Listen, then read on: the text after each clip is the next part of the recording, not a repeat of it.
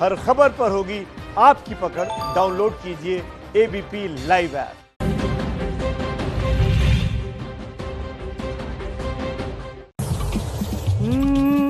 चुनावी अखाड़ा सजा है भैया पटना राजधानी में। चुनावी अखाड़ा भैया सजा है पटना राजधानी में। आए देखे कौन है कितना पानी में। अरे भैया आए देखे कौन है कितना पानी में। वादे पे वादा नेताजी कर रहे हैं।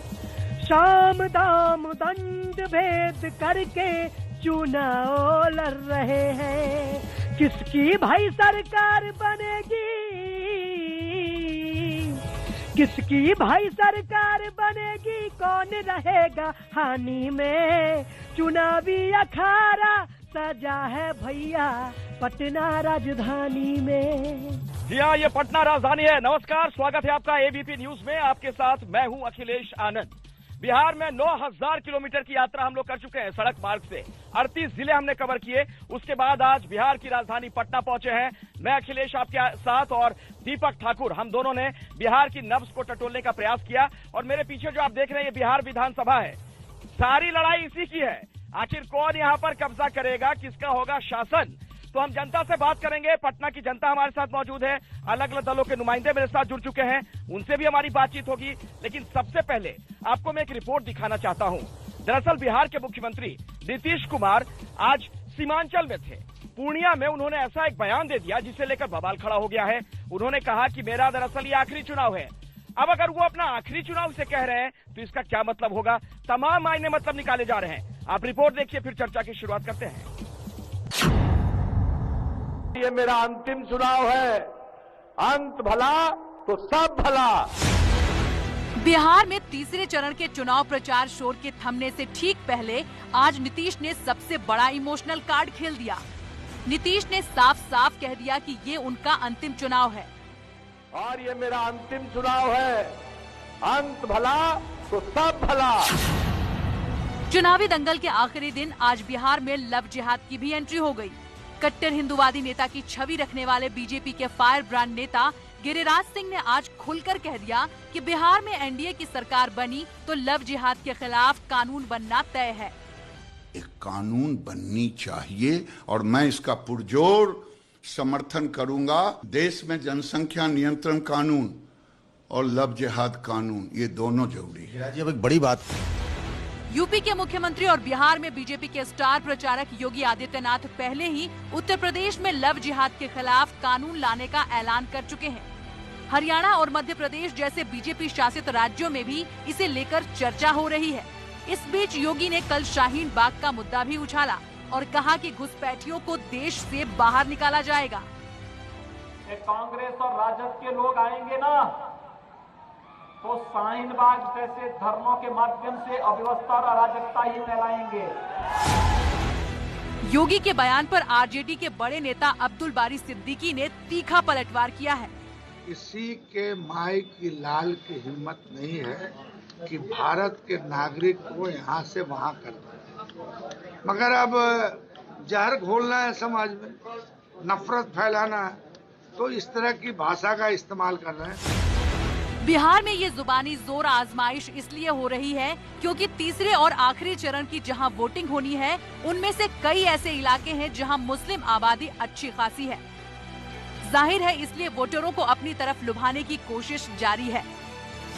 लेकिन नेताओं के इन बयानों पर लोगों का क्या कहना है, ये टटोलने के लिए कौन बनेगा मुख्यमंत्री का काफिला बिहार के तमाम जिलों से घूमते हुए आज पटना में है।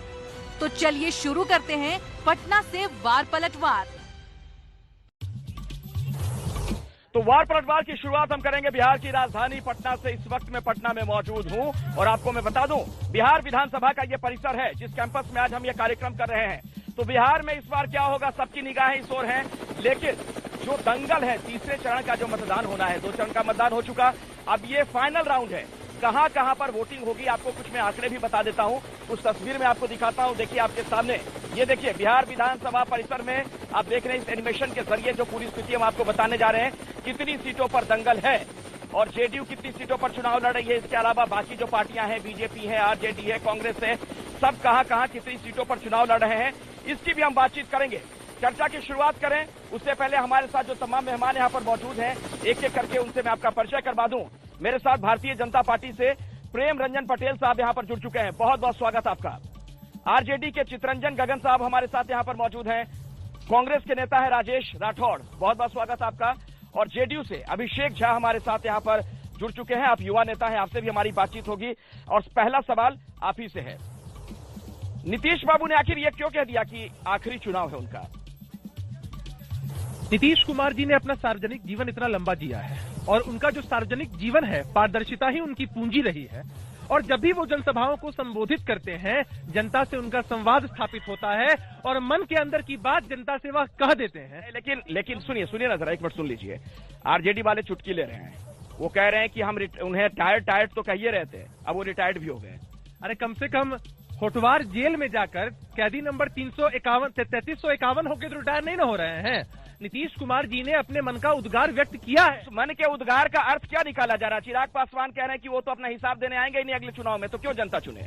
चिराग पासवान जी तो आरजेडी की बी टीम है, कहते हैं, दम भरते हैं नरेंद्र मोदी जी का हनुमान होने का, लेकिन तेजस्वी के हनुमान चिराग पासवान, यही बात सत्य है, यही बात तय है। आप लोग आरजेडी वाले क्या गलत अर्थ निकाल रहे हैं मुख्यमंत्री जी ने जो बात कही है? नहीं, गलत अर्थ नहीं, हम तो पहले से कह रहे थे कि अब वो टायर्ड हो गए हैं, मानसिक रूप से भी, शारीरिक रूप से भी। ऐसा देखने को भी मिला आम सभा में। आज भी आप देखे हुएगा जिस ढंग से मतदाता मालिक जी से वोट मांगने के लिए जा रहे हैं, उसको जो भागने के लिए कह रहे हैं कि भागो भागो भागो, तो यह क्या दर्शाता है? जो नीतीश जी की जो भाषा रही है, शैली रही है, सीधे उसके विपरीत फ्रस्ट्रेशन में और इस ढंग से बोल रहे हैं, तो उन्हें आभास हो गया। और यह आज भी जो बोले हैं कहीं न कहीं उनके हताशा और निराशा को दर्शाता है। हताशा और निराशा है क्या नीतीश कुमार का, जिस तरीके से कह रहे हैं कि मेरा आखिरी चुनाव है? कोई हताशा और निराशा नहीं है। वो किस संदर्भ में बोले हैं? ये चुनाव प्रचार का आज अंतिम दिन है, अब चुनाव प्रचार समाप्त हो गया। उन्होंने कहा कि आज अंतिम दिन है चुनाव का और आखिरी चुनाव है, तो मेरा आखिरी चुनाव है। मेरा, आप भूल गए, मैं याद दिला दे रहा हूं, उन्होंने कहा मेरा आखिरी चुनाव है। सुन लिया जाए, अगर आपने सहूलियत से उसको एडिट कर दिया। पहले सुनिए, अगर नीतीश कुमार जी ने कहा कि मेरा आखिरी चुनाव है और अगर बिहार से अलग, राजनीति से अलग होना भी चाहेंगे, तो बिहार की जनता उनको अलग होने नहीं देगी। बिहार की जनता की आवश्यकता है, बिहार की जरूरत है नीतीश कुमार। इस बयान का क्या मतलब कांग्रेस निकाल रही है? देखिए, नीतीश कुमार जी कभी कभी सच बोलते हैं। उनको लगा कि भारतीय जनता पार्टी ने चिराग पासवान जी को आगे करके राजनीति से उन्हें दरकिनार कर दिया। 2 चुनाव का जो रुझान आया है, उनमें उनको कोई सीट मिलते नजर नहीं आ रहा है, तो वह अंततः ये स्वीकार कर रहे हैं कि मैं चुनाव से पहले मैं चुनाव हार गया हूं। लेकिन मैं आग्रह करता हूं नीतीश कुमार जी से कि आपका राजनीतिक जीवन बहुत ऊंचा रहा है, आप लंबी राजनीति किए हैं, इतना जल्दी हार मत मानिए। आप 10 साल। नीतीश कुमार क्या हार मान रहे हैं? कांग्रेस वाले कह रहे हैं यहाँ पर, बोलिए, खड़े हो जाइए जिसको कहना हो अपनी। 2020 फिर से नीतीश, कौन चक्कर में आप पड़े हुए हैं? मीडिया वाले कौन चक्कर में? मीडिया वाले नहीं पड़े, नीतीश कुमार ने यह बात कही है। नीतीश कुमार ने जो बात कही वही मैं आपसे कह रहा हूँ। कहाँ है आप, किस चक्कर में पड़े भाई साहब? हाँ। नीतीश जी मतलब बिहार से संन्यास नहीं ले लिए हैं, वो तो जनता का प्यार है उनका, जो वो आज जेडी वाले कह रहे हैं कि फ्रस्ट्रेशन में है, हताशा में है। फ्रस्ट्रेशन में तो वो है, अभी लालू जी जेल गए, अब तेजस्वी जी जेल जाएंगे। जी, अगर हताशा में रहते हैं तो हम लोग कार्यकर्ता में इतना उत्साह नहीं होता, हम लोग कार्यकर्ता उत्साहित है। प्रदर्शन है, ये जंगल राज का प्रदर्शन है। देखिए, बिहार नीतीश कुमार जी जो वादा करते हैं उस वादा को पूरा करते हैं। महिला सशक्तिकरण हो, लड़कियों की मुफ्त हायर एजुकेशन, उस वादा पर खड़ा उतरते हैं। इसीलिए बिहार की जनता नीतीश कुमार को तुरंत फिर से मौका दे रही है। और नीतीश कुमार छात्र से उपजे हुए नेता हैं, लेकिन यही छात्र आंदोलन करने वक्त लाठीचार्ज और मार करवाते हैं। महिला सशक्तिकरण की बात करती हैं, महिला सशक्तिकरण का बात कर रहे हैं नीतीश कुमार, तो मुजफ्फरपुर बालिका गृह कांड में क्या करेंगे? मंजू वर्मा को कैसे टिकट मिल गया, इसका जवाब है क्या? पिछले 15 साल में एक भी फैक्ट्रियां न खोली, शिक्षा संस्थान नहीं खोले, हॉस्पिटल नहीं खोले। इस मुद्दे पे इस बार नीतीश कुमार को जनता ही आखिरी चुनाव बना देगी इनके, और 10 जनता ही आखिरी चुनाव बना देगी। क्या यहाँ पर खड़े कुछ लोग कह रहे हैं दीपक, एक गीत जरा सुनाइए हमें। ये जो राजनीतिक वार पलटवार हम देख रहे हैं, इस पर कुछ होना चाहिए। 38 जिले तो हम घूम चुके बिहार में, आज पटना में हैं। जी, अभी ये जो मुद्दा चल रहा है कि नीतीश कुमार जी ऐलान कर दिए हैं रिटायरमेंट का, उसी पे 2 लाइन हम लिखे हैं, सुनिएगा। देखिए, पक्ष और विपक्ष दोनों चीज रखना चाहिए। विकास हुआ है, बहुत कुछ होना बाकी है, तो कुछ कहना है।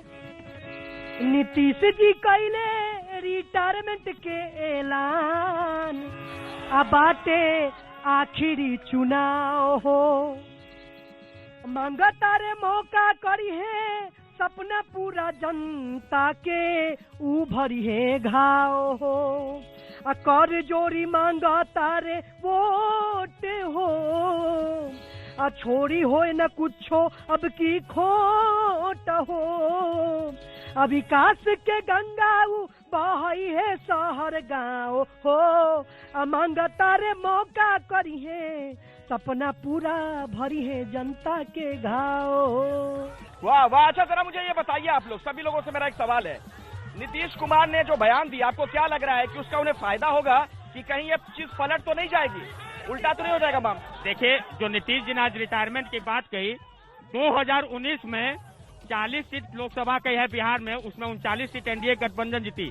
बिहार की जनता का इतना प्यार नीतीश कुमार के साथ है, वो जब तक चाहेंगे बिहार की जनता उनको मुख्यमंत्री के गद्दी पे 2015 में भी देखिए, बिहार की जनता भ्रष्टाचार, वंशवाद और घमंडी तेजस्वी यादव को नकार दिया है और विकास के मुद्दा पर बिहार में वोट हो रहा है। एक तरफ वो बोलते हैं नरेंद्र मोदी आते हैं और बोलते हैं 19 लाख का रोजगार पैदा करेंगे, दूसरी तरफ नीतीश कुमार बोलते हैं यहाँ उद्योग नहीं लग सकता, तो उद्योग नहीं लग सकता यहाँ क्योंकि यहाँ समुद्र नहीं है। तो हरियाणा और पंजाब में कौन सा समुद्र? तेजस्वी यादव पब्लिक के हाथ पकड़ पकड़ के नचा के बॉल की तरफ फेंक रहे हैं। कटने से उनको बताया है, हेलीकॉप्टर से कटने से तेजस्वी जी ने बताया है, नीतीश कुमार जा रहे हैं।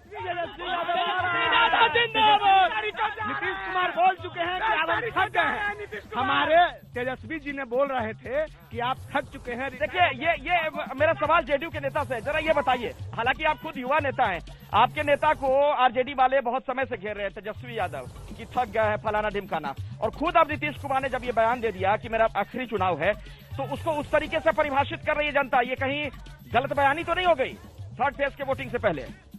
तेजस्वी यादव जी की जितनी उम्र नहीं है, उससे ज्यादा नीतीश कुमार जी ने अपना सार्वजनिक जीवन जिया है, बिहार के विकास में अपना योगदान दिया है। और कौन से तेजस्वी यादव? वही तेजस्वी यादव जिनकी राजनीतिक बारात के सहबाला हैं राजबल्लभ यादव, अरुण यादव, महिला सशक्तिकरण के ब्रांड एम्बेसडर हैं ये लोग। अब तेजस्वी यादव वही तेजस्वी यादव, अरे आपको रोजगार दिया है, 26 साल की उम्र में सबसे ज्यादा धन संपत्ति अर्जित की है। जवाब दीजिए, आरजेडी के पास क्या जवाब है? सारे बाहुबलियों को जमा कर लिया आप लोगों ने। नहीं, यह पूछिए इनसे कि अभी से जनता द्वारा सवाल उठाया गया कि मुजफ्फरपुर बालिका गृह कांड के जो मुख्य आरोपी रहे हैं, जो उनके संरक्षक रहे हैं, उनको जो है टिकट दिए, और आपने भी तो कईयों को दिया। वो पूरी लंबी इधर आइए, अरे इधर आइए, नहीं जरा आसपास बात हो जाए। जनता नहीं, थर्ड फेज की वोटिंग पहले जरा क्लियर हो जाए मामला। नाम गिनवाइए, कौन कौन सा नाम बोल रहे थे, फिर ये भी गिनवाएंगे, पता तो चले जनता को कि दोनों की तरफ बाहुबली है। बाहुबली इधर है तो इधर भी है, बताइए। देखिए, मैं गिनवा लो। एक तरफ कानून का राज, कैदी राज वर्सेस कैदी राज। बाहुबलियों के नाम गिनवाइए, फिर मैं इनसे पूछना। मैं शहाबुद्दीन, अनंत सिंह, राजबल्लभ यादव, अरुण यादव, तेजस्वी जी के मामा रहे साधु यादव, उसके अलावा इतने सारे। अब जवाब दीजिए, इसके जवाब में क्या कौन से नाम आपके पास हैं जो उनकी तरफ है बाहुबली? अनंत सिंह जब इनके साथ थे तो गंगा के धोए हुए थे।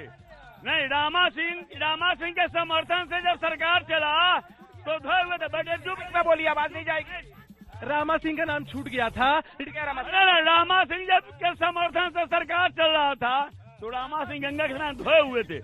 सारे अपराध ने उधर गंगा में धुल गए, इसलिए आप इधर ले आए क्या? बेऊर जेल में जाकर अपराधियों के सामने समर्थन किसने मांगा था?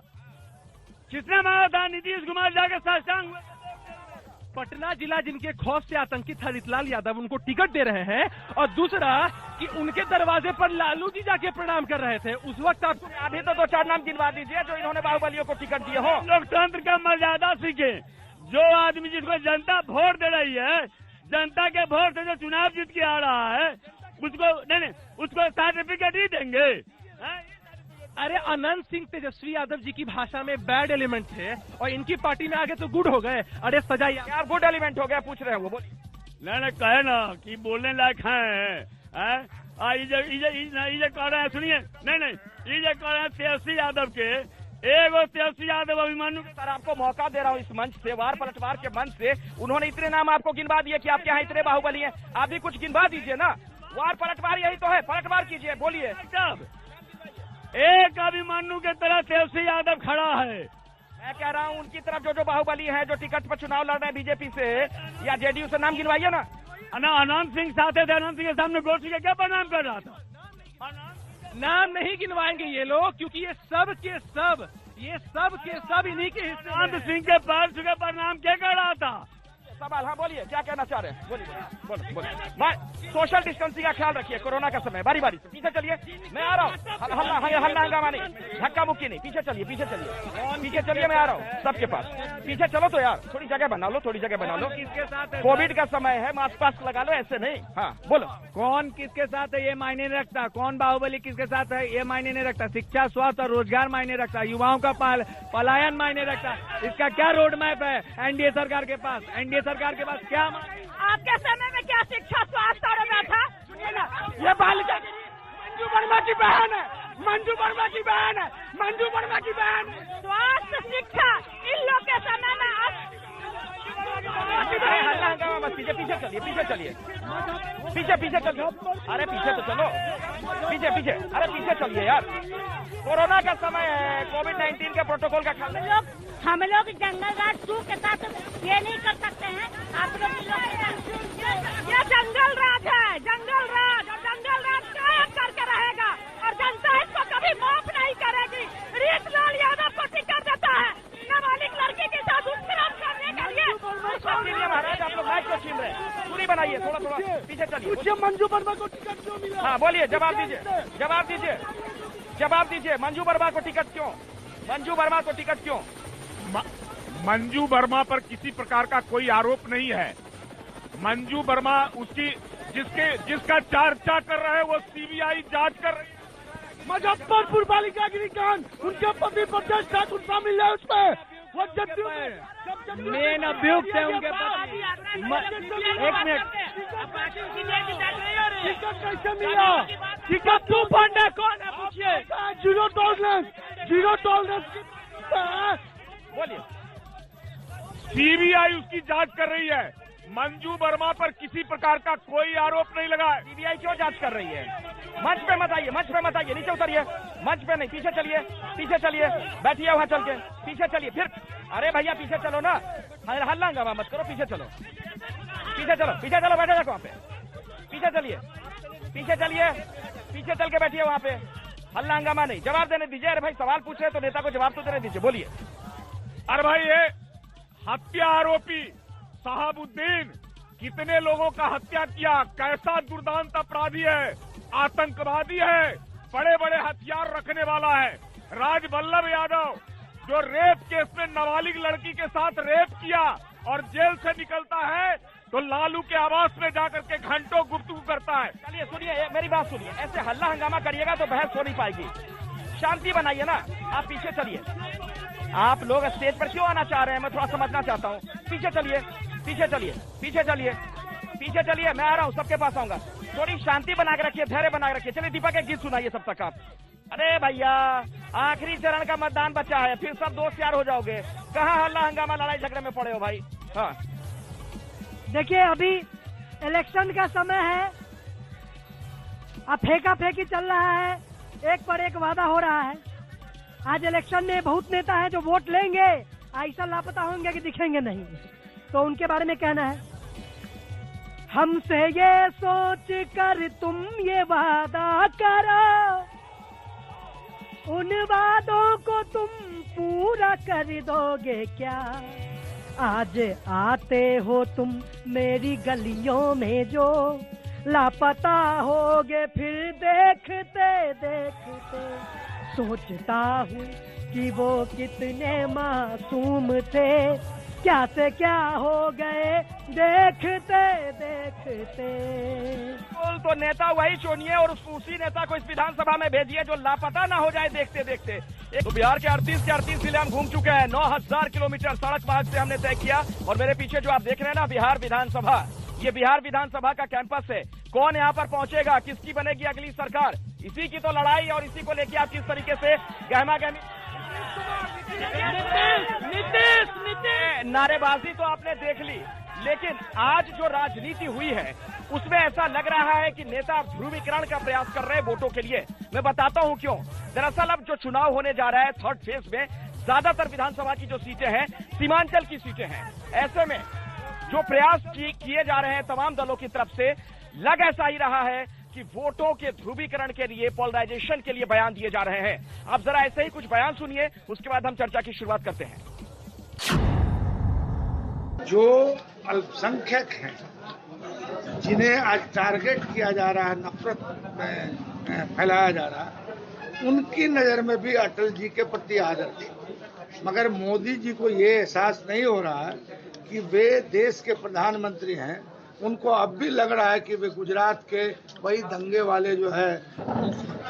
कि स्वाभाविक है, जनाब अब्दुल बारी सिद्दीकी साहब चुनाव लड़ रहे हैं और उनकी राजनीतिक पूंजी पर लालू परिवार ने डाका डाल दिया, उनको राजनीति में हैसियत बता दिया।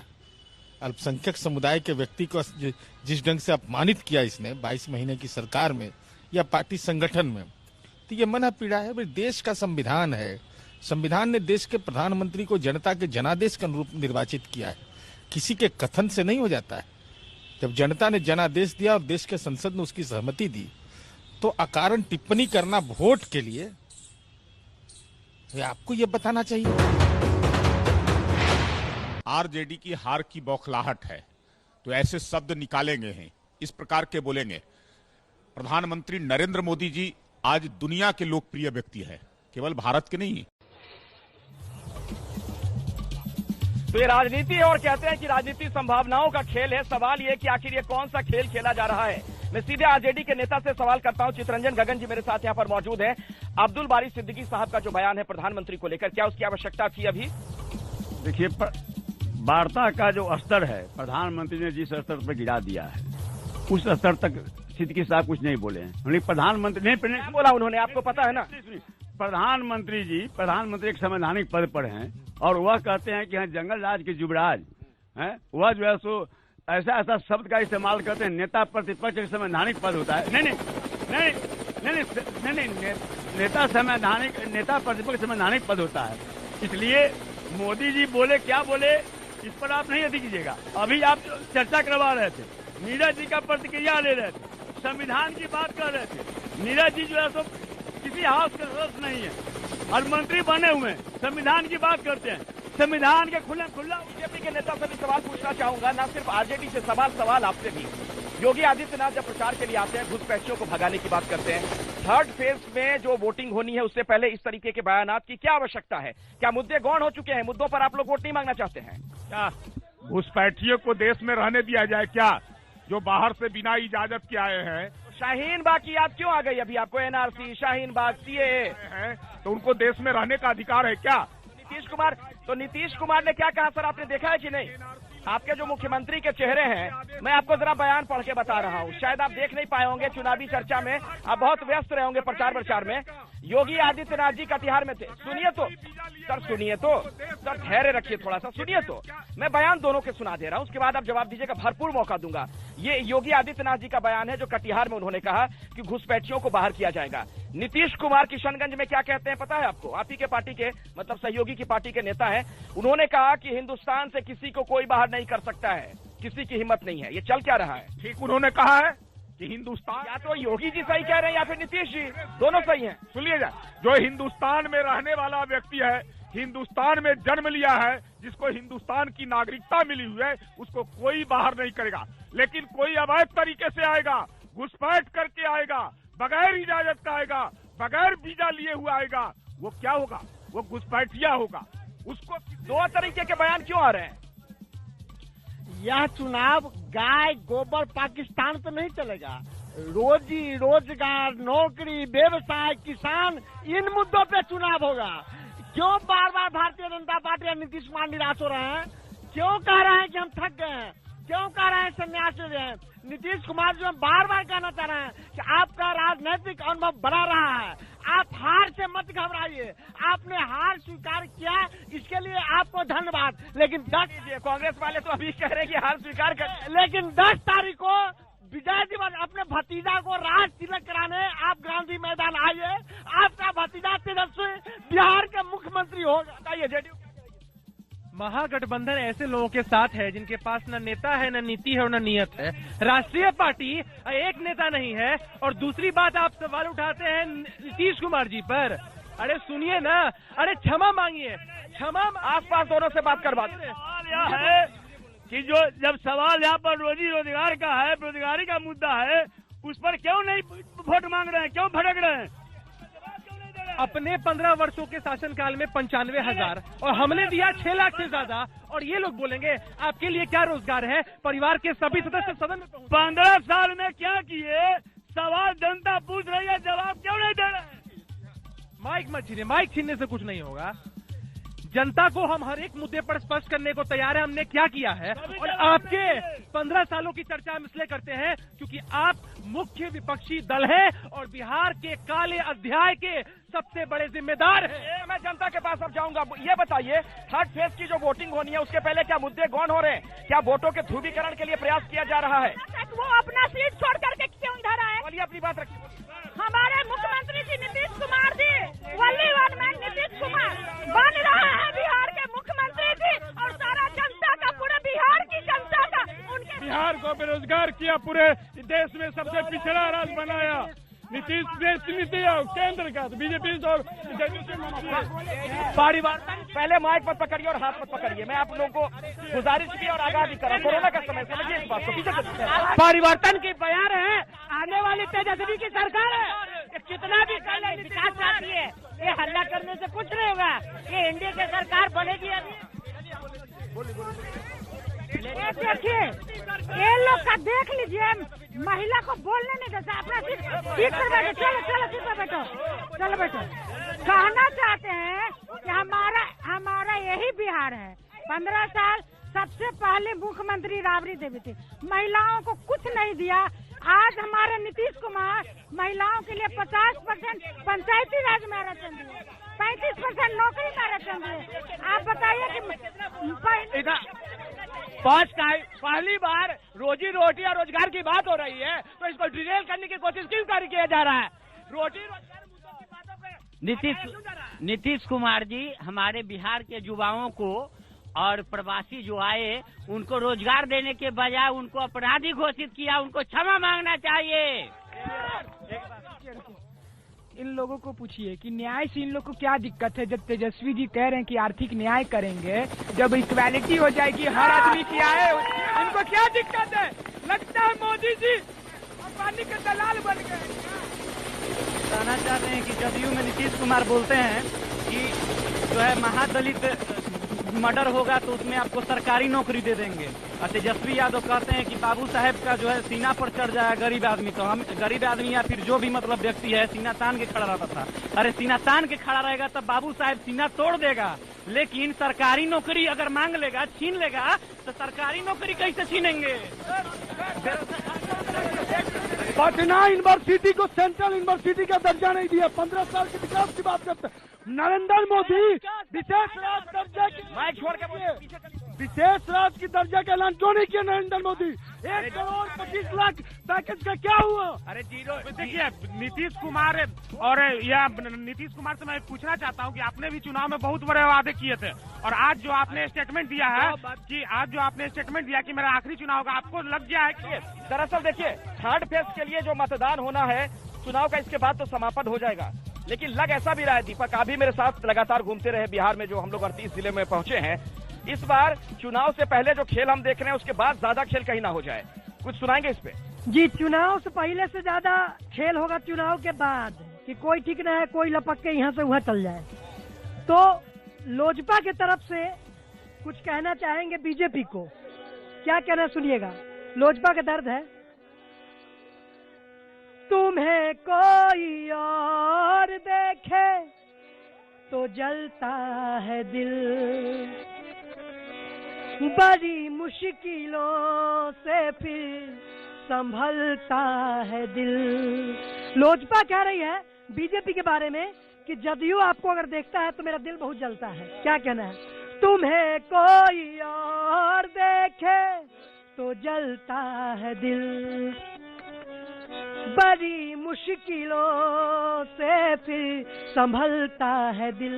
क्या क्या जतन करते हैं तुम्हें क्या पता, बनेगी सरकार अपना ये तो है हम जानते, मगर रह नहीं सकते एनडीए के बिना। अरे एनडीए में वापसी होने दीजिएगा कि नहीं अब चिराग जी की? जरा बताइए, आप जेडीयू के युवा नेता है, बताइए। चिराग जी युवा नेता है। चिराग पासवान जी का डीएनए और तेजस्वी यादव जी का डीएनए मैच करता है, और चिराग पासवान जी पर जो स्टैंड है भाजपा ने भी क्लियर कर दिया है, जदयू ने भी क्लियर कर दिया है। साजिश के तहत चिराग पासवान जी जितवाना चाहते थे तेजस्वी यादव को, इसलिए राघोपुर में कैंडिडेट दिया, अपने भाई को लड़वाया भाजपा के खिलाफ। लालगंज, गोविंदगंज, भागलपुर, हर जगह भाजपा। चिराग जी की एंट्री एनडीए में नहीं होने देंगे, आपने ये तय कर दिया, फाइनल कर दिया। अगर जरूरत पड़ी, देखिए अब इस चक्कर में मत फंसिए, कहते हैं ना राजनीति संभावनाओं का खेल है। बस एक फेज की वोटिंग पर चुनाव में मतदान होना बचा हुआ है, हो सकता है कहीं आवश्यकता पड़ जाए। इतने तल्ख बोल मत बोल दीजिए कि दिक्कत हो जाए। मैं साफ स्पष्ट कर दूं, भाजपा के राष्ट्रीय नेतृत्व और प्रदेश के नेतृत्व ने स्पष्ट कर दिया है कि जिसे भी बिहार में एनडीए में नीतीश कुमार जी का चेहरा स्वीकार नहीं है वो एनडीए के हिस्सा कभी नहीं होंगे। अरे हमने धक्के, खेल चल रहा है क्या राठौर जी? खेल तो भरपूर चल रहा है, लेकिन तेजस्वी यादव जी के डीएनए पे कह दिए, चिराग जी के डीएनए पे कह दिए, लेकिन प्रधानमंत्री नीतीश कुमार के डीएनए के सर्टिफिकेट दे दिए। क्या असली है कि नकली है? पूरा खेल है। नीतीश कुमार पिछले चुनाव में लगता है मुझे आप लेके चले गए, डीएनए वाली जो चर्चा हुई थी। पिछले ही बात तो है। प्रधानमंत्री जी मुख्यमंत्री जी पे 55 घोटाले का आरोप लगाए थे, तो उस घोटाले में जेल कब भेजेंगे नीतीश कुमार जी को, ये तो पहले बताएं। देखिए अभी एक महिला मित्र सवाल कर रही थी महिला के बारे में, इनको जानकारी नहीं है। महिलाओं को पंचायती राज व्यवस्था में सबसे पहले आरक्षण राबड़ी जी ने दिया था। यह नहीं झूठ के एनडीए नहीं पहले, ऐसे नहीं कीजिए, नहीं सुनिए, धक्का मुक्की मत कीजिए, नेता है आप। नहीं, ये लोग केवल झूठ नहीं, सुनिए, ये लोग केवल सुनिए, बोलने दीजिए पहले, वैसे नहीं कीजिए, केवल ये लोग झूठ बोलते हैं। दूसरी बात महागठबंधन की सरकार, सुनिए, महागठबंधन की सरकार झूठ क्यों बोल, सुन लीजिए पहले। महागठबंधन की सरकार बनी, उसमें महिलाओं को 50% आरक्षण दिया गया, जिसमें राजद भी शामिल। क्या झूठ है, क्या झूठ बोल? पंचायती राज में महिलाओं को आरक्षण एनडीए की सरकार ने दिया है। इनका तो राजनीति झूठ पर ही खड़ा है। ये तो लूटपाट करना और एक झूठ सबसे पहले। देखिए ये भी बड़ा दिलचस्प है, दोनों नेता एक दूसरे को झूठा बता रहे हैं। जनता को तय करना है कि आखिर सच्चा कौन है। देखिए नेताजी लोगों के बारे में क्या कहना है, जो वोट लेते हैं इलेक्शन के बाद निकल जाते हैं। क्या कहना सुनिएगा सारे दलों के नेता के बारे में। इलेक्शन के मौसम में मिलने आते हैं, वोट लेके पंछी बनकर उड़ जाते हैं, जनता को सपने वो खूब दिखाते हैं, वादा करके भी ना वापस आते हैं। नेताजी मेरे यारा तुम याद रखना, हमें याद रखना, कहीं भूल न जाना। ओ मेरे नेताजी आना जरूर, किया हुआ वादा निभाना जरूर। अच्छा, नेताओं ने वादा निभाया कि नहीं, जरा फटाफट आप लोग बोल दीजिए। मैं यहाँ से शुरू करता हूँ, वहाँ तक आऊंगा, सभी के पास आऊंगा, कोई अपनी जगह से हिलेगा नहीं। चलिए आप बोलिए। वादा खूब निभाए। हाँ, वादा निभाए हैं। नेताजी कभी वादा नहीं निभाए हैं। कौन से नेताजी? जेडीयू के एनडीए 100 में 70% निभाए हैं। निभाए भरपूर। स्टूडेंट क्रेडिट कार्ड वादा निभाए, शिक्षा में स्टूडेंट क्रेडिट कार्ड तो प्रत्येक नीतीश कुमार जी जो वादा किए हैं उसको निभाए हैं, इसीलिए फिर मुख्यमंत्री बन रहे हैं। नीतीश कुमार जी आज तक 15 साल में कुछ भी वादा नहीं निभाए हैं। मैं ये जदयू वालों को बता देना चाहता हूँ कि माननीय नरेंद्र मोदी आप लोग के साथ पहले ही धोखा कर दिया है, लोजपा को खड़ा करवा के। और इस बार लोजपा की सीट बढ़ेगी चाहे घटेगी, आप जदयू वाले फेंकाए हुए हैं और बीजेपी भी फेंकाई हुई है। विनाश पुरुष की इस बार घर वापसी तय है। ये बोल बच्चन है, ये जुमलेबाजी है। विनाश पुरुष का 10 तारीख को घर वापसी तय है। चलिए, तो आप लोग एक अच्छी सरकार चुनने के लिए वोट जरूर डालिएगा।